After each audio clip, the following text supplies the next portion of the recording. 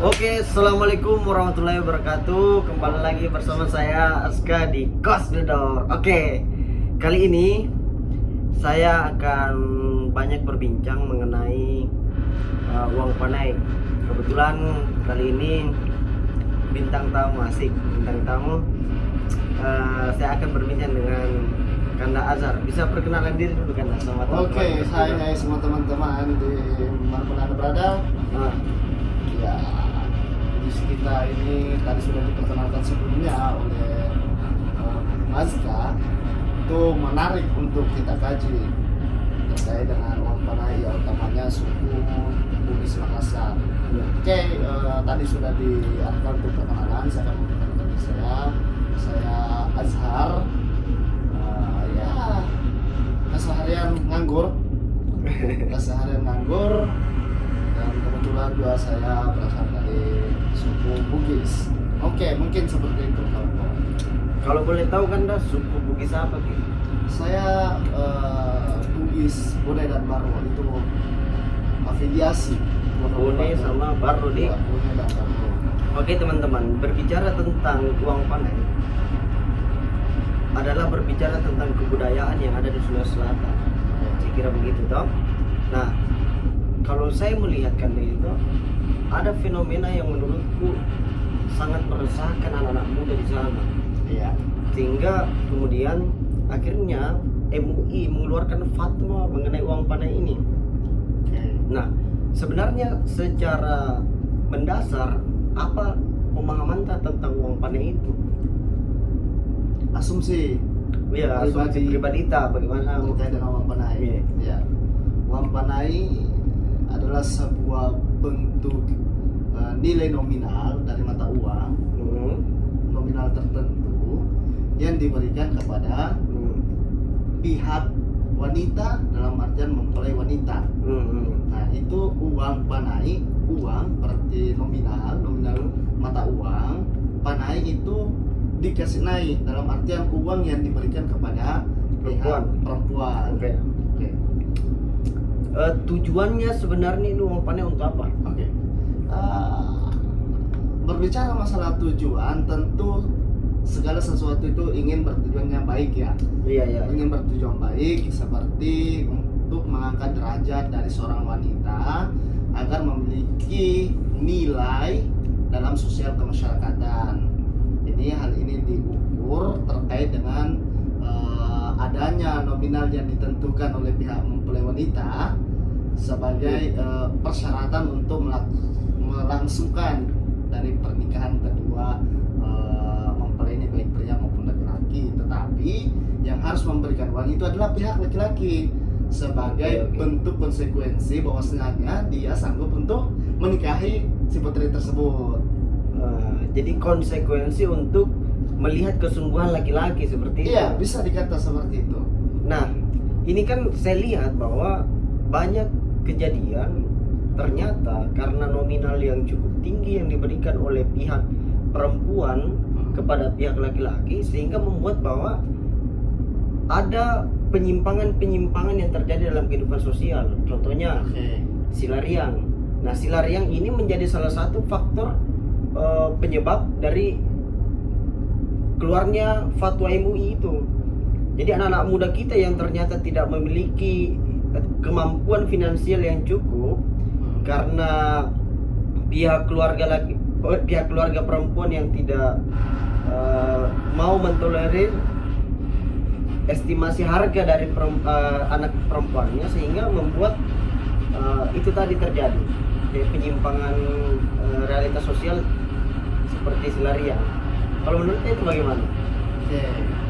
Jadi masyarakat kita juga tentunya utamanya Sulawesi itu memiliki konsep silariang. Artinya silariang ini berbicara tentang kawin lari.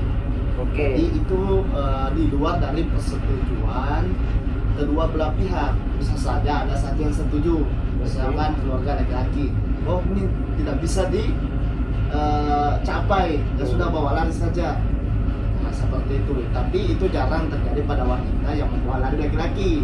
Kalau ini lain konteksnya. Nah, sebenarnya yang dimaksud di sini ada kesepakatan kedua mempelai dalam hal laki-laki laki-laki dan perempuan tanpa persetujuan salah satu pihak keluarga, misalkan persetujuan pihak keluarga perempuan ataupun persetujuan pihak keluarga laki.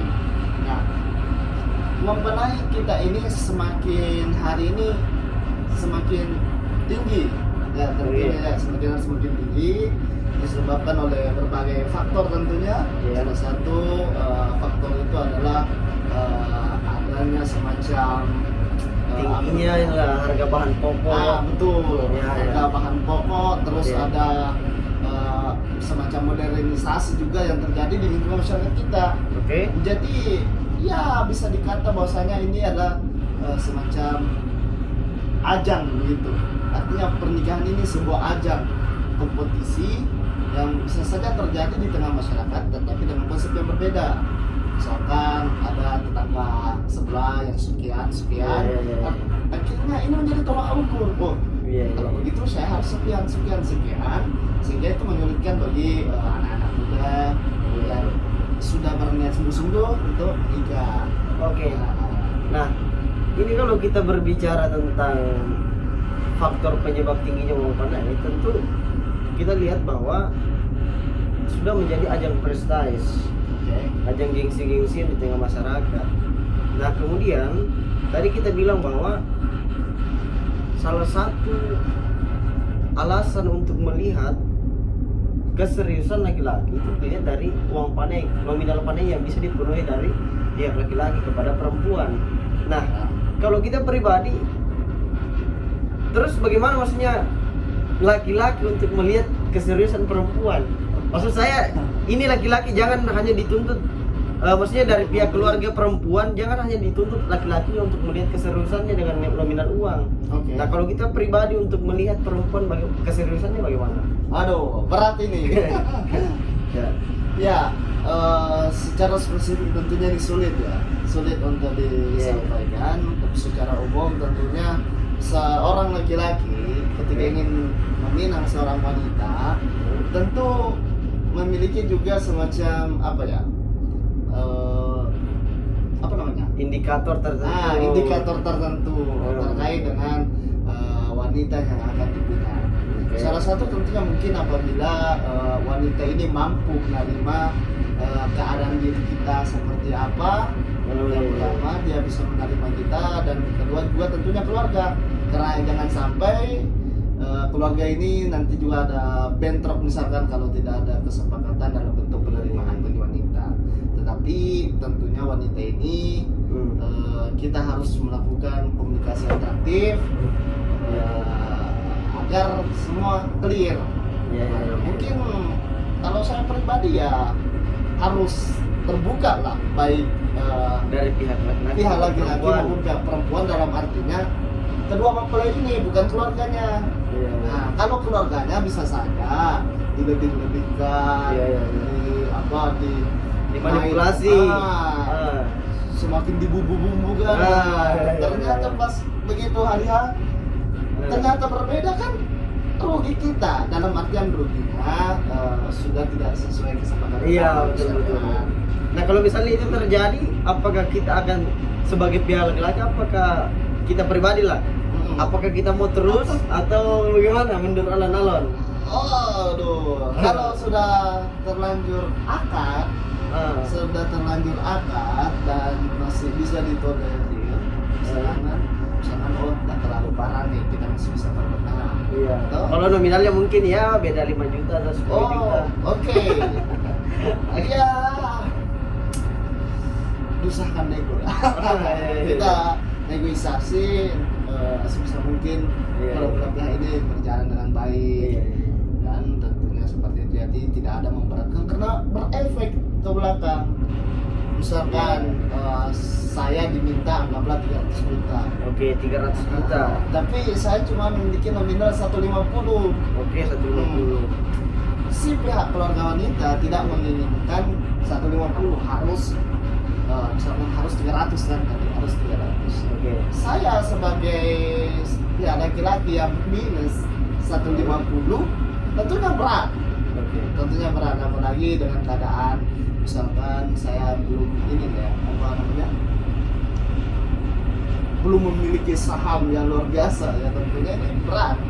Berbeda dengan orang-orang yang memiliki nilai ekonomi yang jauh lebih tinggi, mungkin itu hal-hal gampang saja. Tetapi kita secara umum ini berat, sangat berat tentunya ya. Masyarakat biasa. Masyarakat ya, ekonomi menengah ke bawah itu agak berat kalau kita dipantapkan sangat.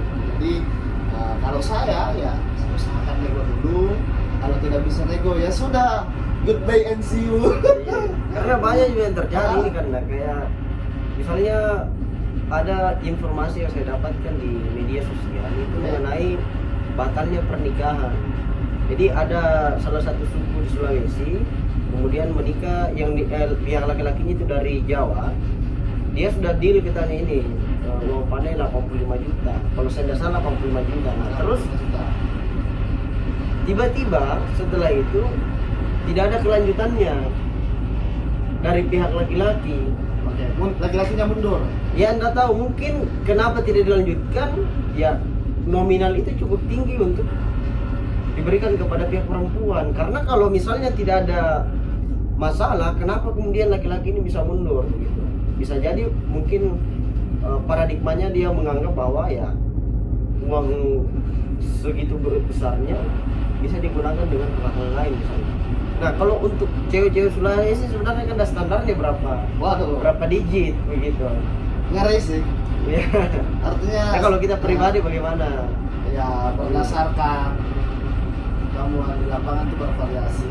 Iya, bervariasi. Ada salah satu daerah yang pernah saya kunjungi itu, mohon maaf, ya tidak menempuh pendidikan akademik, contohnya tidak tamat SD. Iya, iya. Oh, tidak ada lah. Iya. Itu standarnya 30 juta. 30 juta. 30 juta. Salah satu daerah. Ini bisa dibuktikan nanti kalau mau ke sana. Salah satu daerah yang ada di sana saya pernah konsultasi, cerita-cerita itu ya yang tidak pernah sama sekali menempuh jalur akademik itu 30 juta. 30 juta.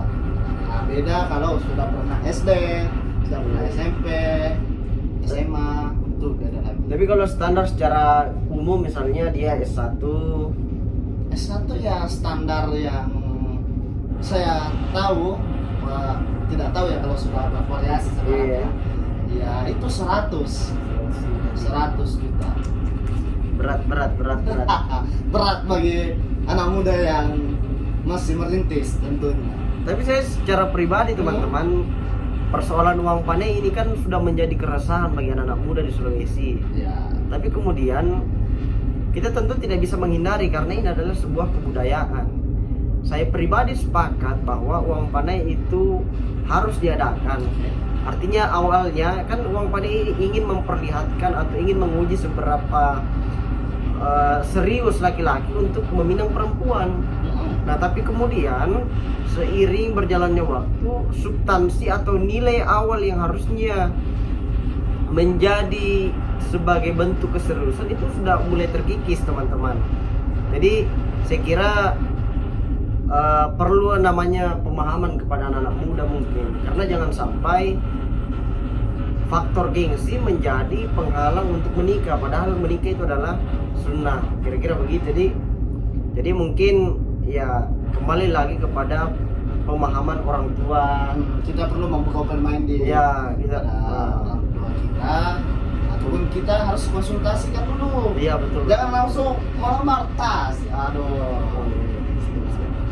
Oke, mungkin itu saja karena mengenai uang panai. Terima kasih sudah memberikan sedikit informasi mengenai uang panai. Kira-kira ya ini menjadi PR kita bersama untuk bagaimana kemudian uang panai ini bisa menjadi hal yang berkah dalam pernikahan, bukan sesuatu yang menjadi penghalang dan ajang gengsi-gengsian. Oke, itu tadi perbincangan kita mengenai uang panai. See you di next video. See you.